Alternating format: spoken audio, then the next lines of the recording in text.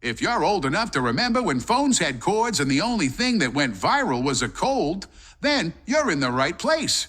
Welcome to the Big 6-0 with Kaylee Harris and Guy Rawlinson. Because who better to discuss life's second act than two people who still think mature is a type of cheese?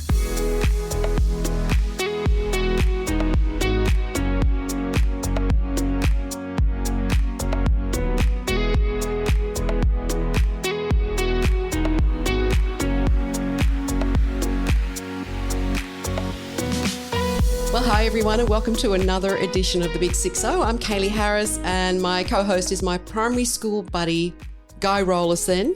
Guy, here on the Big 6-0 podcast, we love to reminisce about the days when we were kids. Notice I didn't say old days. I just said the days when we were kids. And we also like to talk about what life is like now in our third age. So we've had the privilege of speaking to some guests who have had amazing lives themselves. And I've said it before, but I think everyone has a story to tell. Susie Elelman definitely has a story to tell, and I hope we have enough time to cover it because it's such an extraordinary life. Susie, welcome. Thank you, Kaylee. G'day, Guy. How are you? They're fabulous.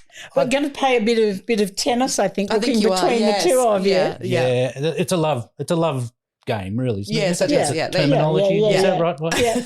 Look, what I want to kick off with, and because I've seen you on TV, I've seen you on radio, is want to know how you got into the medium. I mean, you had a life as a Miss New South Wales yes. and Miss Australia, and was that the launching pad into sort of public life? It was really weird because it all started at my year 12 formal.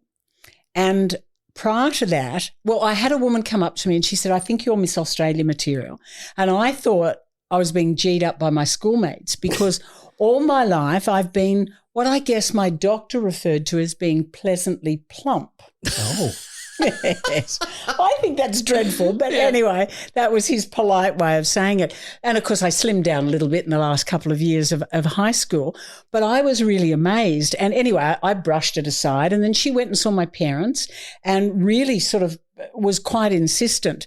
And so I deferred my studies. I was actually going to go into teachers' college. So I deferred my studies for 12 months, went and started as a house model for the House of Leroy. And it's because I had to earn some money and still living at home. And then spent that year fundraising because in those days, from 1954 onward, the Miss Australia quest was run by the Australian Cerebral Palsy Association, and all the proceeds in New South Wales went to the Spastic Centre of New South Wales, which is now Cerebral Palsy Alliance. And so I spent the year fundraising, and of course at the end of the year, and in case people are wondering, it was 1847 was the year, just in case you're casting your memory back. And of course it just changed the trajectory of my life because after being crowned Miss New South Wales, you then sign a contract that you will work for them for 12 months. And then I toured the state. I went absolutely everywhere, including to Wollongong many times, and was a guest on a morning show called Home Fair. And at the end of my year, when I handed over my title, I got a phone call from Win TV saying, would you like to come down and audition for a job? Now, I had actually started PR, I should say, at what was then the Rural Bank, which is then went on to become the State Bank and doesn't exist anymore. And so I went down, auditioned for the job, got the job, moved to Wollongong, and the show folded. Oh. And so started my media career. Wow. Oh, my goodness. So the show folded not long after you started or before you even started? Kind of as I was sort of moving and getting all set up. And the reason it folded, it had been going for years, I might add, I think since the station had started, but it was sponsored by David Jones. And the manager of David Jones in Wollongong got a promotion to become the head of David Jones in Sydney, which of course were 2 stores in those days. And he took all the budgets of all the money from all the David Jones stores and created what became Good Morning Sydney with Maureen Duval. Wow. Which was the precursor to all of the morning shows that we know today. My goodness. Oh, my goodness. So where did you grow up? Did you grow Well, I actually grew up on the Northern Beaches. Wollongong has always claimed me as their own, which I'm really chuffed about because I was actually 19, 20 when I moved to Wollongong. But I actually was born in Manly Hospital, which doesn't exist anymore, grew up at Mona Vale. The Mona Vale Hospital doesn't exist anymore. And yes, and so grew up on the northern beaches of Sydney. What was growing up like on the northern beaches? Were you the surfer chick? What was it? Was it like puberty blues or something like that? Well, I think part of it was a really mixed bag for me growing up in Sydney's North. I mean, it was the most fabulous place to grow up because you were really never bored. We lived, a 5-10 minute walk from the beach. We lived on the main road, and we were one street back from the beach. It was just fantastic. So growing up and really sort of almost living in the country but being in a city or a suburb was absolutely fabulous, except we were one of the token wogs in the northern beaches. So we really copped it a lot. I always say I won my last fight by about 100 metres. I want to ask you about your parents because they're very interesting history with your parents as well. Tell us about that. Yeah, very much so. My mum and dad and my eldest brother came here as refugees. My dad was a Holocaust survivor. He was a Polish Jew. He spent time in Auschwitz. And unfortunately, with the exception of he and his brother, all my relatives on my dad's side were murdered during the war. Yeah, it was really, and so they had the opportunity of going to America or Australia. And of course, back in those days, there were no tourist bureaus. There was certainly no Hoag's Shrimp on the Barbie or Ellen or Oprah or Chris Hemsworth parents born at that stage.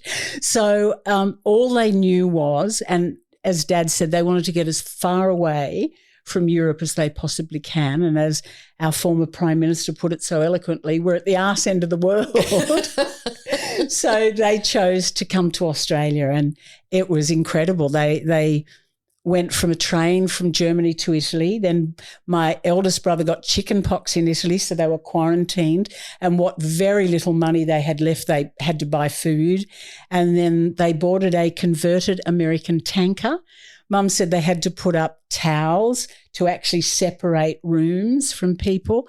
And then the horrendous 6-week journey where Mum was seasick every single day. Then they arrived in Sydney. Couldn't get sea legs because they were whisked off by train to a camp in Bathurst. And Dad lasted one day. When he then took off, I don't know how he did it, but he managed to get from Bathurst to Sydney. Then he managed to get out to the northern beaches. I should point out that my dad could speak 11 languages when he arrived in Australia. It's just a shame not one of them was English. So how has that shaped you? How has their history shaped you as a person? Oh, hugely. Absolutely. It was really interesting because it wasn't until I went to Wollongong to start my media career, and which is so European orientated. The steelworks attracted so many different nationalities, and because they were first generation, they all had their own clubs and their own everything. And when I got to Wollongong, I felt at home because they lived as Europeans. We lived as Europeans inside the house because Mum wasn't Jewish, I should point out. Dad was, but Mum wasn't. And so we kind of lived as Europeans inside the house and then tried to be Aussies outside the house. But it was a real sort of fish out of water, very much so. And so that was hard at times because we didn't have any family. Like there was my 2 brothers. So Mum and Dad came with my eldest brother, then my brother Eddie was born, then I was born. And then that was it. It was always the 5 of us our whole lives. So how did the whole television, because you had Susie running from 2007, 2008. Yeah. Where was the starting point as far as everything was concerned? You mean getting my own show? That's right. Okay. Yeah. Very briefly. So I started at Win. I stayed at Win for 13 years, got poached by Channel 7, went to Channel 7 for a couple of years, but unfortunately Skase went belly up. So anyone whose contract was up, and there was 87 of us in the newsroom, were let go. So I came back to Wollongong, started doing a few things, a little bit of freelance work back at Win and then a bit at Prime, and then got the job. I got a couple of years at Capital and then started on Good Morning Australia with Bert and did that for like 9 years, which was just unbelievable. Being the Sydney-based reporter presenter and then going to Melbourne like every week and fortnight, it was just bliss. And then working alongside someone like Bert Newton, I mean, it just doesn't get better than that. How was that? I feel so privileged. You know, people talk about Bert and anyone that's worked with him, but he was the consummate professional. Just that his work ethic was extraordinary, and his generosity as a performer. You know, I've often been quoted saying that, you know, Bert would set you up for a joke, but he would let you down with a parachute, golden parachute, because he would always be the one that would bear the brunt of it. And every single time you were with him, he was so switched on. He never, ever phoned in a performance, ever in that 9 years that I spent with him. And then we remained friends, and as with Paddy as well. And I was very honoured, and it was in the middle of COVID when Bert passed, and I was so honoured when Paddy said, and there was only 500 people allowed to be in the cathedral, and so honoured that she said, no, there's a spot for you to be able to farewell. Incredible man. Yeah. Just amazing. I always get sidetracked, so bring me back to where I was. Oh, yes. So and I did Beauty and the Beast with Stan. There's lots of things that I did. And then there was a real quiet time where television did a real shift. There was a lot of shows that weren't being produced. Today we look at what's on television. Most primetime things now are reality, and they're realities that are, you know, that have come from overseas, etc. So I realised that the pieces were not only getting smaller, but the pie was shrinking. So I had to create my own pie.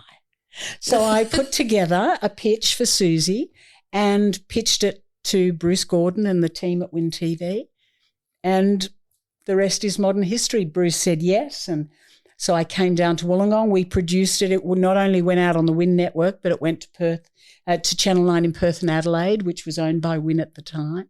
So the only place you couldn't see Susie was in Brisbane, Sydney, and Melbourne, and Bahrain. And they asked, but we said, maybe next time.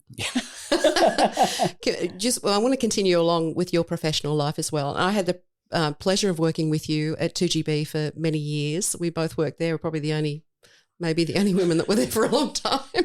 Well, yes. I'm not allowed to talk about that. Okay. Because I was almost sued by a certain company for saying. And we won't broach it. No, we won't. We go back when Kaylee was having all her babies. I was lucky enough to fill in for her with Hans Torv. Wow. Yeah, you did. That's great right. privilege. Yeah. And of course, that all was her babies incredible. and how big, big adults, kids. big kids. My God. They're still kids though, aren't they? So talented. Could we talk about your personal life? So going back, you've never married? Never married. And never had children? Never had children. Conscious decision? Very conscious decision. Yeah. Very, very conscious. And funnily enough, a conscious decision as an adult, but I think a subconscious decision from a very, very early age. I have come up with so many reasons not to have children over the years, but I think the catalyst certainly started long before I even realised it. And are you happy to talk about that? Oh, yeah, I might cry, but and I know you've been through something we have in common. Something we do have in common.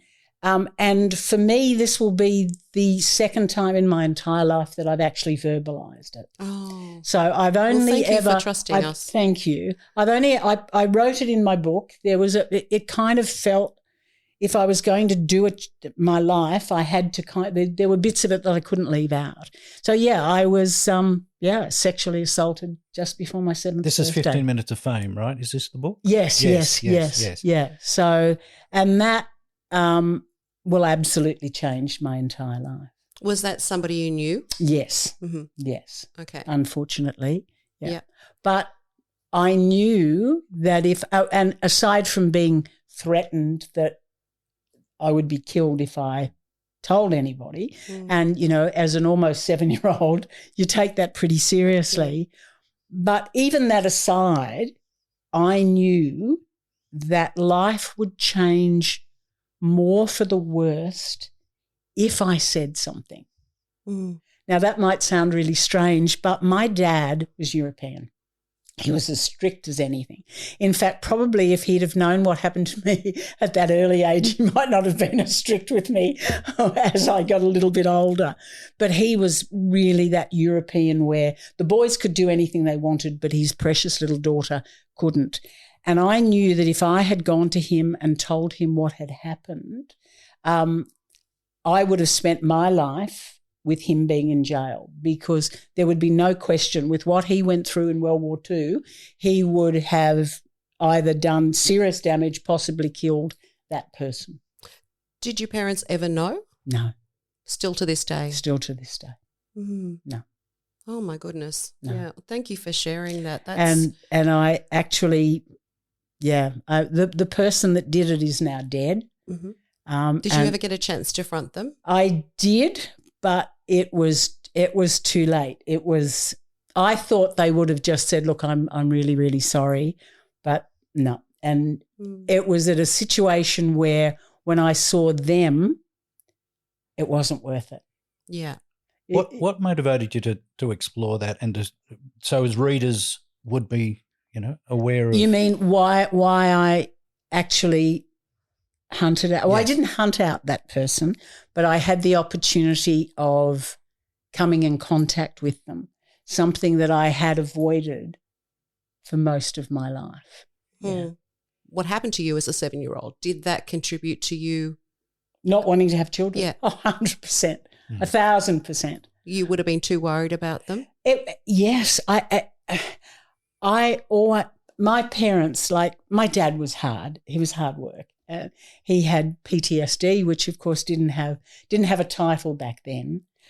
So we walked on eggshells a lot around him, but he was a beautiful man, an incredible provider, and just had these terrible demons.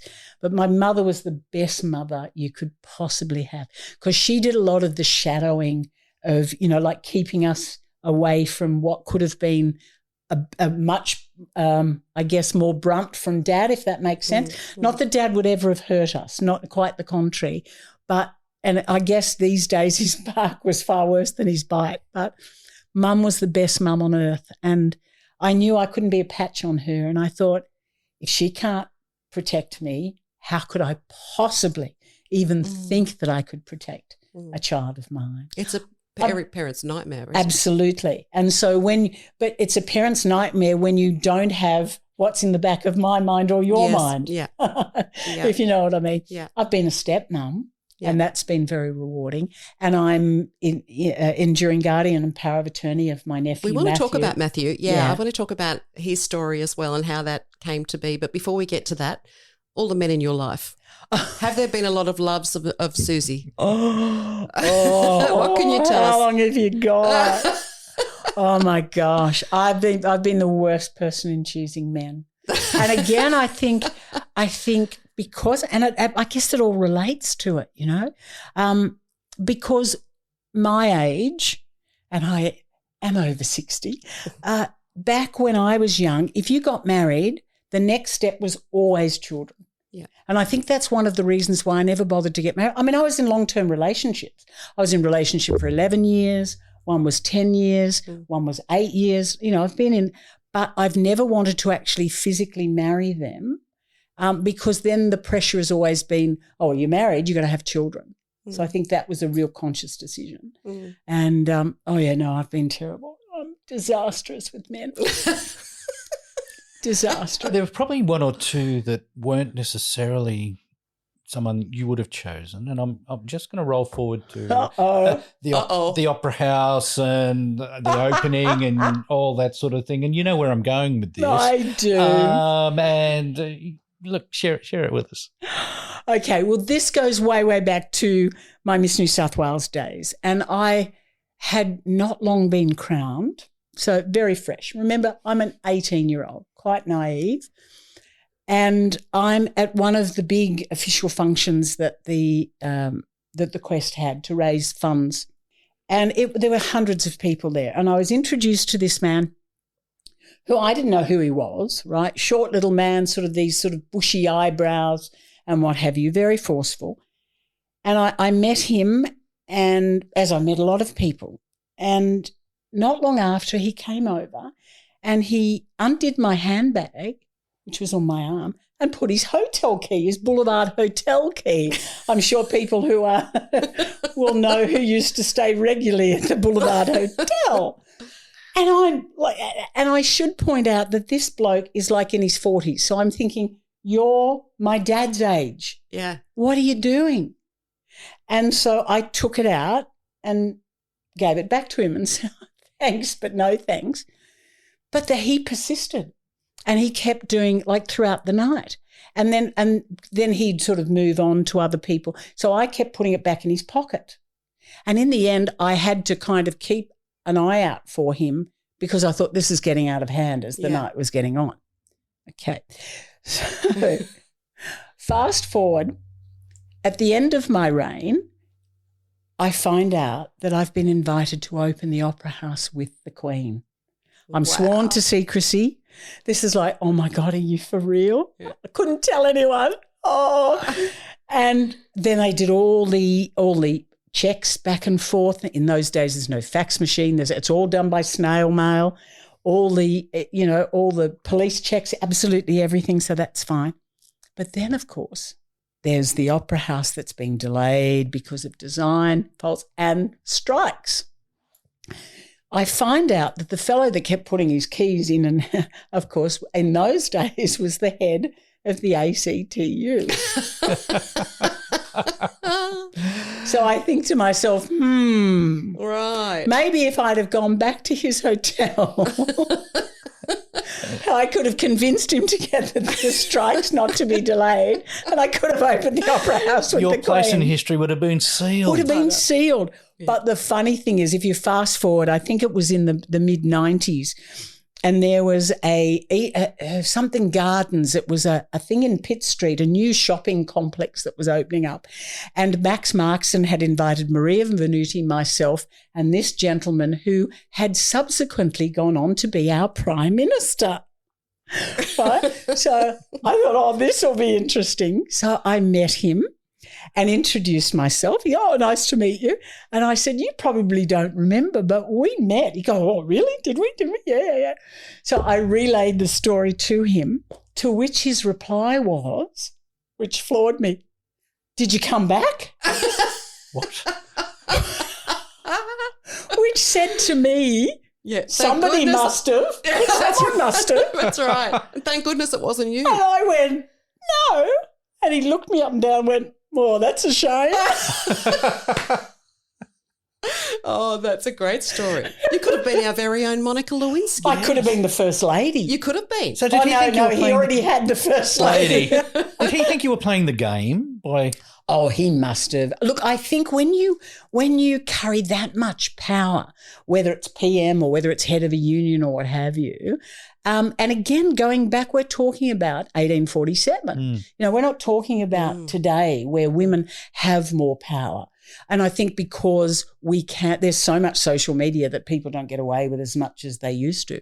But back then, we were second-class citizens to so many people.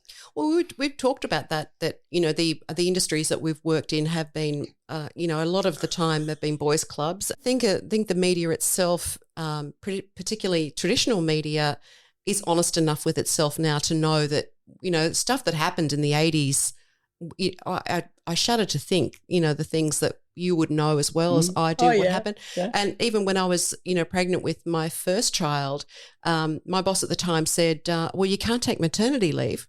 And I said, why not? And he goes, well, it's just not a thing in our business.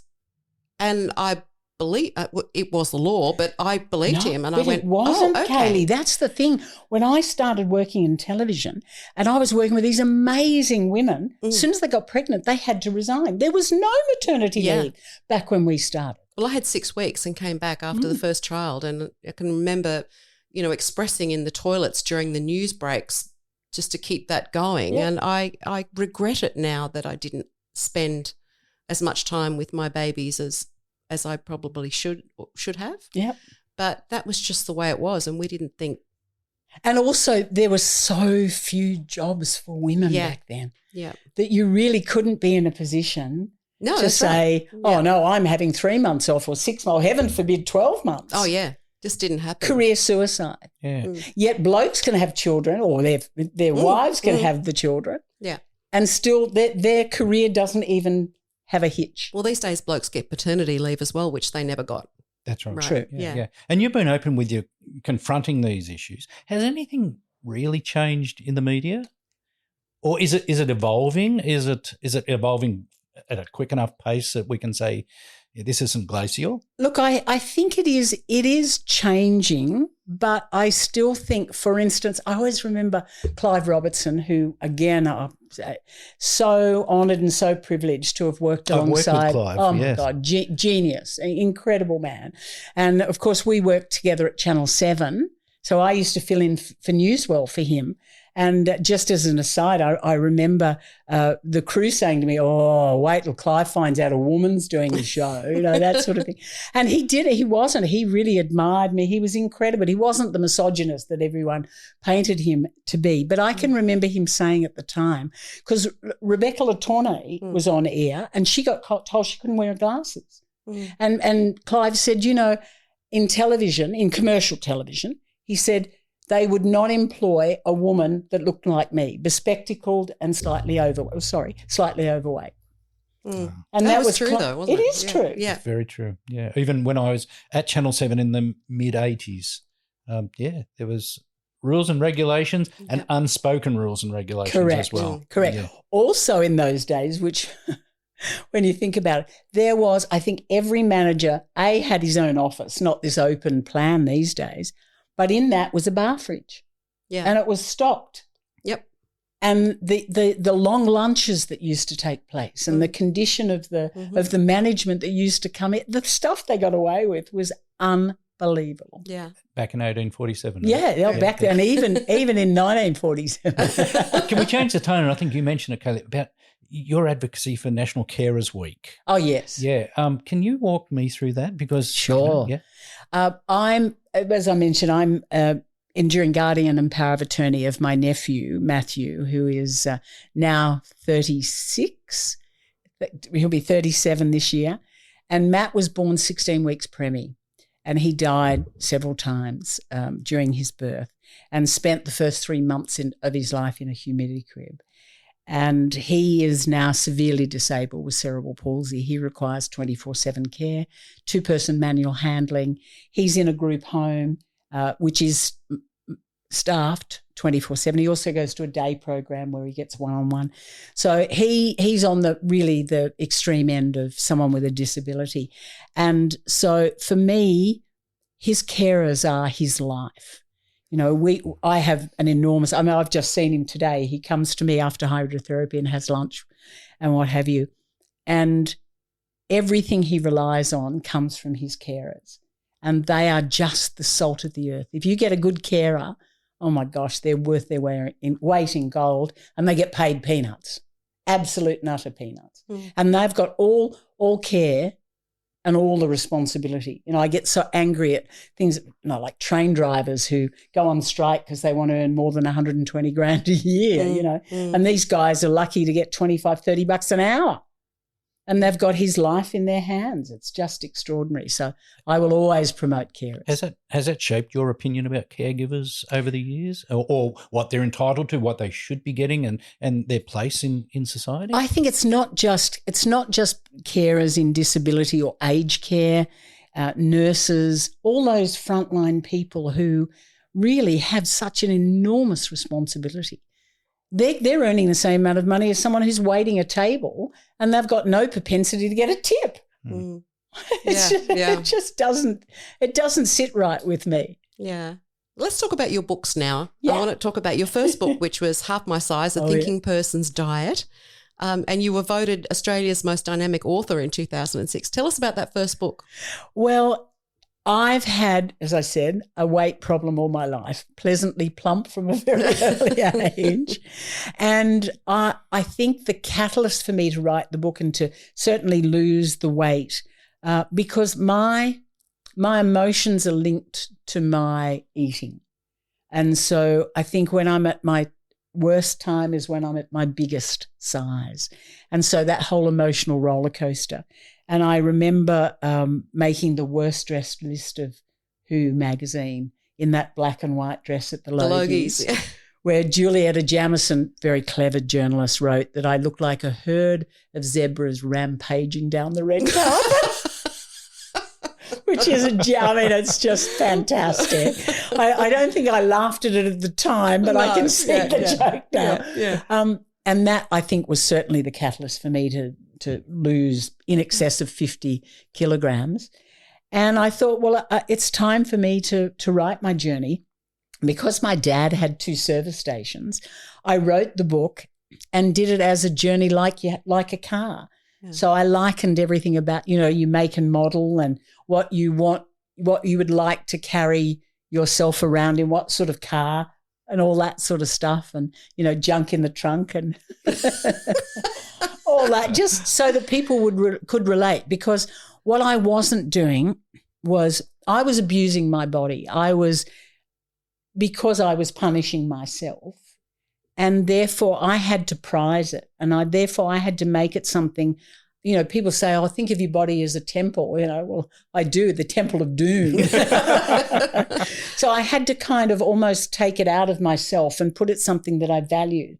And so I thought the car I've always wanted is a red Mercedes convertible. So that's what I'm going to be, and put the top down in summer. As long as you don't pull the top down in summer, that's okay. You've seen some of my Logies dresses. A bit late to tell me that now, guys. But you've worn so many creative hats, whether it's as an author or within the media. What continues that spark? And are you evolving as you sort of... It's called survival. When you don't, but see, I never went to university or college there were no courses when I started, dare I say 50 years ago. And so therefore you got to roll with the punches. I'm single, I've got to pay my own way. Unfortunately, the men in my life have probably lived off me more than I've lived off them, unfortunately. So I've always had to provide for myself. And again, you asked me about my parents as an inspiration. When they landed in Australia, they had £5 in their pocket, which is the equivalent to about $10. A chest, which had stuff that my mother had brought with her, clothes and stuff, a suitcase, and a 2.5-year-old. Mm. And that's what we do, that's what I learned all my life. Everything... It was always, well, you can do it. No one else is going to do it for you if you don't do it. Mum's catch cry was, what's the worst thing they can say? No. Mm. Yeah, so it is. It's to me, that's the drive. Yeah. And also I can't work like I don't need the money. Yeah. Tell us about, you've spoken about your authentic self now and who you are, and you stopped dyeing your hair. And I'm so much admiration for you for doing that. And I don't think I could be that brave. And you've got your hearing aids. You're an ambassador for Connect Hearing. Another thing I'm thinking, I look at you and I go, oh my gosh, I wish I had more courage, because then I'd be able to hear better, because I could go and do it. Well, if we take the hair first, it was really interesting. I started getting grey hairs at probably 15, 16. Really? Oh. Yeah, 17. I had more grey hairs at 21 than my mum had at 71 when she passed away. Yeah, wow. And I honestly thought about 7 or 8 years before I turned 50, I was convinced I was going to have beautiful silver white hair like Rowena Wallace. Mm. So I told myself at age 50 I was going to shave my head. So I did. And it's the most empowering thing I've ever done. It was just, I felt so free. But when it grew back, you know how people complain about mousy brown hair? Yeah. This was rat grey. Yeah. It was so unflattering. What's rat grey? Rat grey has too much pepper, not enough salt. Right, okay. Right? So it was really, it was horrible and ageing. In fact, I did an audition at Foxtel that involved Tony Barber. I did the audition out of Sydney, didn't do it with Tony, but it was, if I got the gig, it would have been with Tony. And I got told I looked too old. Oh. Against Tony Barber. Yes, yes. Love you, Tony, but, he's in his 80s. Yeah. And so I had to dye it again. I had to sort of go blonde for a while, which was great because I'd always been, jet black hair. And I thought blondes, if they do have, I just thought they got dirty quicker. They do have more fun, there's no doubt about it. And then it was sort of I think wasn't until I hit 60 that it was grey enough to be able to actually wear it naturally, and I love it. And hearing aids is something I've been wearing hearing aids now for, I think I'll go back now about 20 years. But I wished there were hearing aids around to help me when I started losing my hearing in about my 20s and definitely into my 30s. Really? Yeah, very much so. And we think it might have been as a result of Meniere's disease. And I can actually remember the 3 or 4 occasions when I had these sort of turns that would be defined as a Meniere's sort of episode, I guess, because I've lost the lower register. I can hear a pin drop, I just can't hear conversation. Yeah. Which is hard. So, and everyone's hearing's different. You lose it for different reasons, whether it's industrial deafness, whether it's a misspent youth.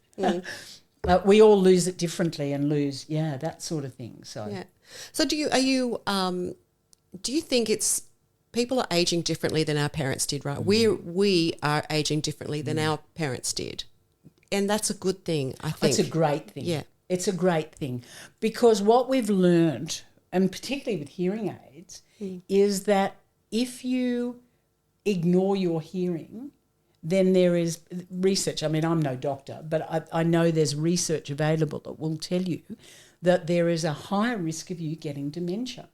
Because what happens is, and anyone that's losing their hearing does this, you tend to start isolating yourself. Yeah. And the old adage, if you don't use it, you lose it.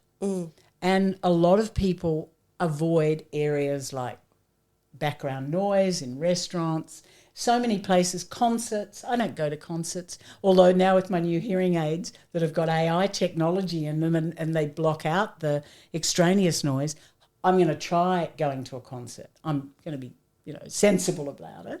But it's you do tend to sort of not do things because of it. And I think when you understand that you've got hearing loss, you can live with it. And there's the technology that's around. My phone's Bluetooth to my hearing aids. So my phone rings, it can ring in my handbag and all I have to do is tap my ear and answer it. It's fantastic. I've got a little apparatus that goes to the back of my telly. The telly comes through my hearing aids and then I take it with me and it's an omnidirectional microphone. There is so much technology around today for people with hearing loss. There's no excuse. And it's different, isn't it? I mean, obviously aging is different and we need to embrace that, I think. Very much so, very much so. All this technology, rather than going, oh my gosh, I'm not going to wear them because it'll make me look old.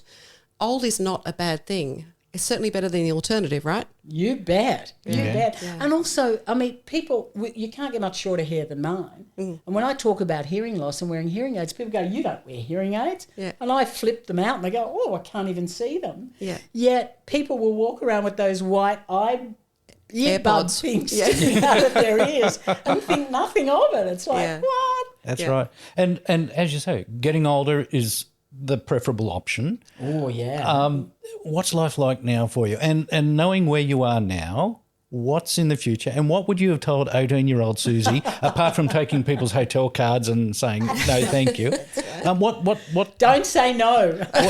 What's the next thing? What's the next stage as far as you're concerned in your life? I'm still very, very active in everything I do. I'm still doing television. I'm still doing radio.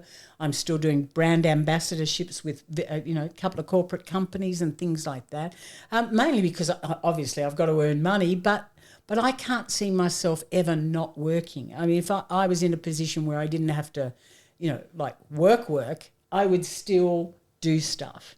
That to me is really important, engaging, and all of that. I don't think of myself as aging. I don't sort of think, oh, I shouldn't be doing this because I'm this age. Some things I do clothes I do now. I sort of think, oh, no, I think that's a bit long in the tooth for that.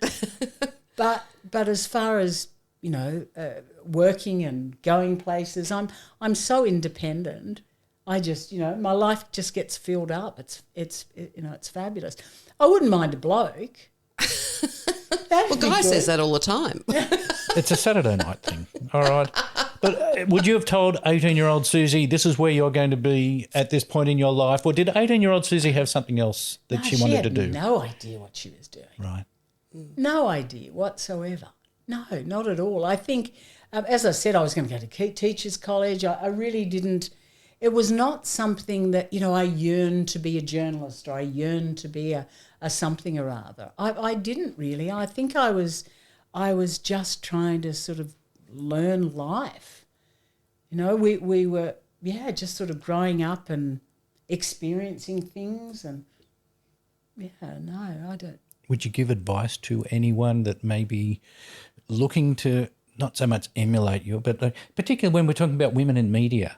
Is there any advice now that would be altered today in today's environment compared with, say, 10 or 15 or 20 years ago? I think the whole landscape of media today has changed so much, and there are a lot of opportunities, obviously, in social media. I don't know that they pay terribly much, but I think it's anything in life. It doesn't matter whether you're my age or whether you're 18. I think you've just got to pitch for things. You've got to put yourself out there. Got to have a little bit of chutzpah to be able to be ahead of the rest.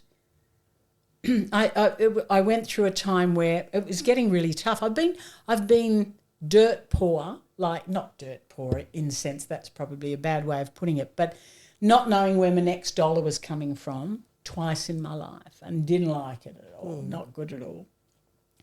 But I remember a mate of mine, because I was like then calling and just trying to get work everywhere you could. And I remember a mate of mine had to go as a guarantor for me for something. And I remember him ringing me back and goes, I don't care how poor you are, mate, you're not working for that so-and-so. He said, looks like you're going to have to look under far more rocks than that one. And I've never forgotten that. I thought, okay, we're going to start turning some more rocks. And that's what it's all about. If you can't find it, you've got to create it. Really. Fantastic advice, isn't it, really, when you think about it? Thank you so much for your time, Susie. It's pleasure. been fabulous having you on the Big 60 podcast. No one gets a word in edgeways. No, that's... Wouldn't have it any other way. Exactly. Thank you so much for your time. The views and opinions expressed on the Big 60 are personal and reflect those of the hosts and guests. They do not represent the views or positions of any affiliated organisations or companies. This podcast is intended for informational and entertainment purposes only and should not be construed as professional advice. Please consult with a qualified professional for guidance on any personal matters. Oh, and before we go, let's give credit where credit is due. Kaylee Harris and I came up with all the genius content for this week's episode.